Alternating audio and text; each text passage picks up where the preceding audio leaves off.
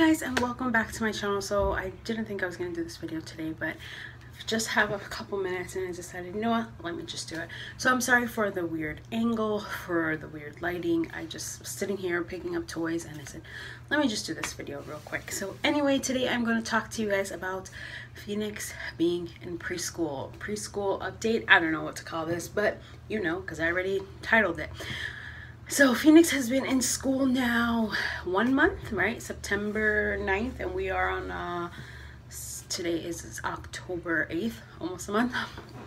And it has been a huge adjustment, one that I thought I was going to have a lot harder time adjusting to, but it's something about his teachers and the aide and the way he has been changing that I guess makes me feel a little better and has made me adjust better. So if anybody doesn't know, Phoenix was diagnosed with mild autism October of 2014, right? That's the year Avery was born. Yeah, 2014. October 2014. He had already been in early intervention for speech delay, and so he was diagnosed, and then he was in early intervention. He had DI, OT, ABA. He had a ton of therapy. His day was full with therapy. I'm sorry, this looks weird because of that, but hopefully that's better. So he had lots of therapy. He loved it. He loves learning. He is such a bright kid. He knows his ABCs. He knows his numbers past 100. He knows how to write them, his letters and his numbers. He knows how to write his name. He knows how to spell so many words. And he is just a very bright kid. And his autism is mild. And it's mostly because of his obsessions, his sensory issues. He has a couple of eating issues and stuff like that. So it is very mild, thank the Lord. So after early intervention finishes, there is a program for kids with autism or disabilities. Not all the kids in his class have autism. Some of them just have a speech delay. Actually, probably half of them just have a speech delay, but it's the only program available. So if they're kids with speech delay, kids with autism, kids just with different types of delays, there are a few also with autism. So they go into that program because if they finish early intervention at 3 years old, because that's when you age out, there's nothing else until kindergarten, right, or pre-K. So all that time will just not be good for them. So that's why this program comes into play, and it is full-time, 8:30 to 3 o'clock. I know that's a long time for a little kid who has never been out of my care. But he's been doing great. We changed our bedtime to 7 o'clock every day, and he knocks out instantly because he used to have a 2 to 3 hour nap during the day when he was home with me, and now he doesn't have a nap at school at all. So now he gets home and we have our little routine, and at 7 o'clock him and Amy are in bed, and he knocks out, like I said, within 5 minutes. Like, it's crazy. So, and he wakes up at 7 by himself. I don't have to wake him up, so his body has just accustomed to that, thank the Lord, because I thought it was going to be a trouble trying to get them both on that schedule, but it's been good. I drop him off in the morning. I've been having a tough time because I don't go into his classroom like most kids. You drop them off more into their classroom or into the school. We just go to the schoolyard and that's it. I've seen his classroom twice, once when we went to sign up, and second on parents' night. So I don't walk him in and see his cubby and see what he does, and I've never seen him really in the environment except for the day we went to sign up. So that's hard on me because he used to have therapy here. I was upstairs. I used to hear everything they did, what songs they sang, what words they were working on, and I knew everything, and now it's like I know nothing. So that is hard for me, but like I said, I've adjusted. I've learned to ask questions when I want to know something, and let certain things kind of go. So I have his schedule here so I can talk a little bit more about what he does in school and his routine. This program is basically, he still gets speech therapy during school, and this program, they kind of gear more towards individual kids. So there are 7 kids in his class, including him, and there's 4 teachers. Well, a teacher and 3 aides. So there's pretty much a 1-to-2 ratio, right? Something like that. And that gives the kids and the teachers more one-on-one time to work on what their specific issue is, because each kid has kind of a different issue.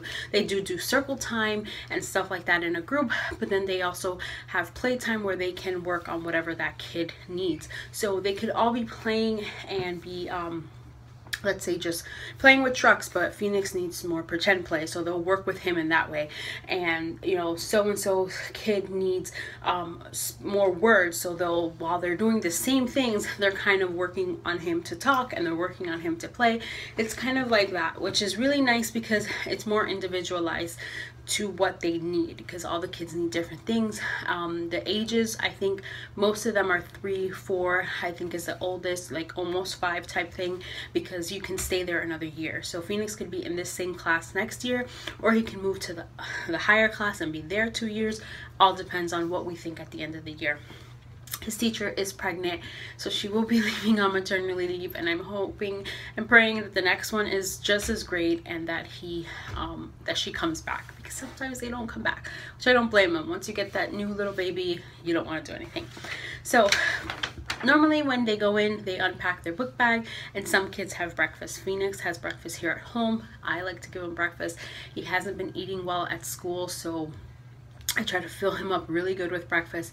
For lunch, I send him milk, and more of a snack than a lunch, because I've tried everything he likes to eat, which is probably 5 different things, and nothing is he wants for lunch. So we're working on it. As long as he eats something, we're trying to be happy about that. And then they have a snack in the afternoon, so which he always eats. So I'm sending stuff that I know he eats, just so that I know he ate, which is what's important. At first I was stressing it so much of him not eating. If you watch my daily vlogs, the link is down below. You've probably heard me talk 100 times about him eating, and it was stressful, and I kind of let it go.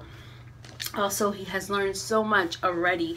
His first week, he learned the days of the week, which we never worked on with him. And now he knows the months of the year. He comes home and he's like, October 7, 2015. And that's probably his favorite thing of class. The teacher said he loves circle time. He gets upset when it's time for another kid to answer a question, or she chooses another kid to like go get the day of the week or whatever, or when they count the calendar. He loves it. So he loves that time. He's always randomly singing songs. He plays differently. I can just see him using the skills here. Like, he plays just differently. He actually plays with stuff. There are bad sides to it, as like he's been a little bit more aggressive the past few days with Avery. He's also been just yelling randomly, and this has a lot to do with him seeing other kids' behaviors. He's not the best kid, don't get me wrong. He has been aggressive with Avery before, so it's not like something that's never been there that he's learned new. But seeing other kids' behaviors, some kids are a little more severe than him. The yelling or the tantruming, the kids start copying it. There's a little girl in his class that has been having a lot of tantrums that she never had before, and who knows, it's probably Phoenix that she's seeing in class do it. So that's the downside to it, kind of having them mix with different kids, because they're gonna see things. But this is everywhere in regular classes. A kid bites and then everybody starts biting a kid. So I know that that's just something that's gonna happen if he's in special classes or not. Our goal is for him to be mainstreamed by kindergarten, 1st grade maybe, which we think that is a big possibility. But if he still needs to be in a special class, we're totally fine with it. He's really young, so I truly believe that he will be mainstreamed, which is like regular classes, before we know it. And I love that this school has the disability part. They even have older kids with disabilities, and they're really big on it. So I want to keep him in this school as long as possible, because I feel like he's there since little, and if he grows and he still needs all that extra help, it's like they know him since he was little. I don't know, there's just something about that community feel, seeing the older special needs kids, like the younger teacher saying, hey, so and so, like it's just that feel of being known that I really like. And so I really want to stay in this area, in this town, him go to this school as long as possible. So quickly, so in the morning, that's what they do. Then they have like table play, then they have the morning circle, they have handwriting and IT. They do use iPads for, I am not sure exactly how long, but they do use them for reinforcements. Of course, Phoenix loves that part too. They have sensory, which he's been loving. She puts like ABCs in the sand, and she says that he loves looking for them. So they use their main focus to their advantage. Then they have a circle, I guess, again, and then lunch. They have gross motor, which I guess is they'll go outside or something. And then they have snack and pickup. So after lunch, they do watch a movie, she said, because the teachers don't have time to go out to lunch. There's not enough coverage, so they will sit behind the kids and have their lunch while the kids are watching a movie. So that's good because it kind of gives them a different downtime and kind of teaches them also to sit and kind of watch something. And it's great that the teachers really sacrifice going out, because the teacher normally gets time away to eat lunch, but they sit there and they eat it, so that because they know that other people can't really come in and take care of them. So that is really awesome. Also has music, Spanish, gym, and art, which is nice. He came home the other day with a Spanish worksheet with the colors, and he was saying them, and it was really cool because he's like amarillo, and there was one that I just loved how he said it, and it was just so cute. Even the days of the months of the year, I love. He's like January, February, and he just says it so cute. I love it. If you are not subscribed to my daily channel, head on over. You will fall in love with Phoenix and Avery. They are just too much. I am going to do an update on Avery soon. But I want her to be in it. This one was just easier to do. But yes, Phoenix is doing great in preschool. I'm adjusting a lot better than I thought I was. I'm happy that we're a month in, because now all those fears are kind of a little better, and it has helped me be able to kind of let him go and know that he's okay. Today he's on a field trip to the pumpkin patch, and I'm excited to see how it went, and you know, if he has anything to say about it. He doesn't speak a lot in that term of like telling me what happens, but his speech is a lot better. Like he can communicate to me what he wants and when he wants it so much easier. It's amazing. So we're happy with his progress in speech, but I can't wait to see what the teachers say, and they said they're gonna take pictures, so I'm very excited for that. So thank you guys for watching. Subscribe if you haven't already, and I'll probably try to do like a preschool update every few months or so, or you know, something big happens, because this is a big step. Phoenix is in school. I have a preschooler. I can't believe it. So thank you for watching, and I'll see you guys next time. Bye.